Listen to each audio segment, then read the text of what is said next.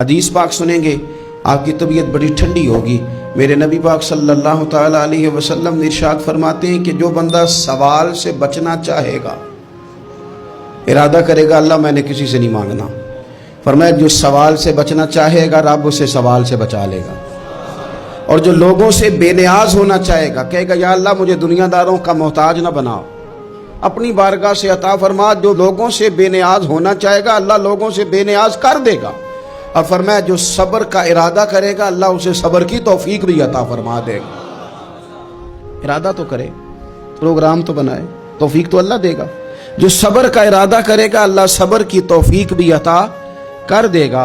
اور حضور صلی اللہ تعالی علیہ وسلم فرمانے لگے یاد رکھو کسی بندے کو جو بہترین تحفہ دیا گیا ہے نا، اگر کسی کو کوئی بہترین عطیہ ملا ہے تو پھر اللہ تعالیٰ نے اسے صبر عطا فرمایا ہے۔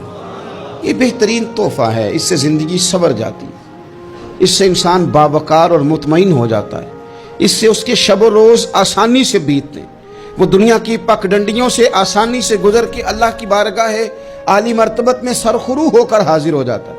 لیکن اگر بے حوصلہ ہو، صبر نہ ہو، پھر نقصان روز بروز بڑھتا ہے۔ اور پھر میرے رسول پاک صلی اللہ تعالی علیہ وسلم ارشاد فرماتے ہیں کہ اصل بات یہ ہے کہ اللہ تعالیٰ نہ کسی بندے کا درجہ بلند کرنے کا ارادہ فرماتا ہے، لیکن اس کے اعمال اس طرح کے نہیں ہوتے کہ اس کا درجہ بلند کیا جائے۔ اب رب کیا کرتا ہے، اللہ تعالیٰ اس کو مال کی، جان کی، اولاد کی کسی مشکل میں ڈال دیتا ہے، اس مصیبت پر وہ بندہ صبر کرتا ہے تو اللہ تعالیٰ اس کا درجہ بلند فرما دیتا ہے۔ اعمال اس قابل نہیں تھے کہ درجات بلند ہوں، وہ اعمال کی بنیاد پر نہیں کر سکتا تھا تو اللہ نے کسی مشکل میں ڈال کے نا اپنے فضل سے درجہ بلند کر دیا۔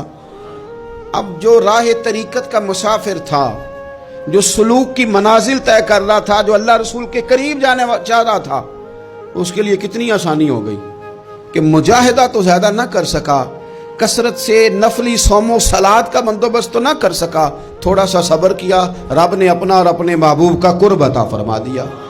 تو یہ تو آپ صبر کرنے کے لیے جب نکلے ہیں تو آپ نے تو رب رسول کو پا لیا ہے۔ یہ صبر تو وہ والا سفر ہے جس کی جو منزل ہے وہ اللہ رسول کا قرب ہے۔ ہم لوگ تھوڑی تھوڑی باتوں میں حوصلہ ہار جاتے ہیں، صبر چھوڑ جاتے ہیں، پریشانی بڑھ جاتی ہے، پتہ نہیں ایسے محسوس ہوتا ہے کہ جیسے یہی بندہ دنیا کا سب سے دکھی بندہ ہے۔ تو ایک تو یہ کہ ذاتی حیثیت سے صبر کرے، ایک یہ کہ پھر دشمن کا جب مقابلہ ہو، آمن نصبرو و صابرو، آپ کا جب مقابلہ سامنے کسی کے ساتھ ہو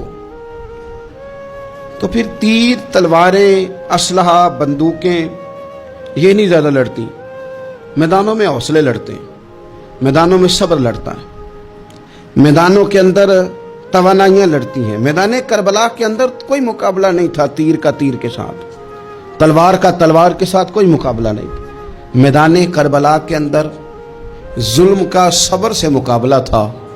فتح کے ڈنکے یزید نے بجائے تھے، جشن ابن زیاد نے منایا تھا، لیکن قیامت تک اللہ نے جو فتح عطا فرمائی ہے تو وہ حسین ابن علی کے صبر کو عطا فرمائی ہے، وہ سیدنا امام علی مقام کے صبر کو ملی۔ عزیز بھائی، صبر ہی ہمیشہ فاتح ہوتا ہے، صبر ہی جیتا کرتا ہے، صبر ہی کامیابیاں دیتا ہے، نتیجے صبر کے نکلتے ہیں، صبر کے، حوصلے کے نتیجے ہوتے ہیں۔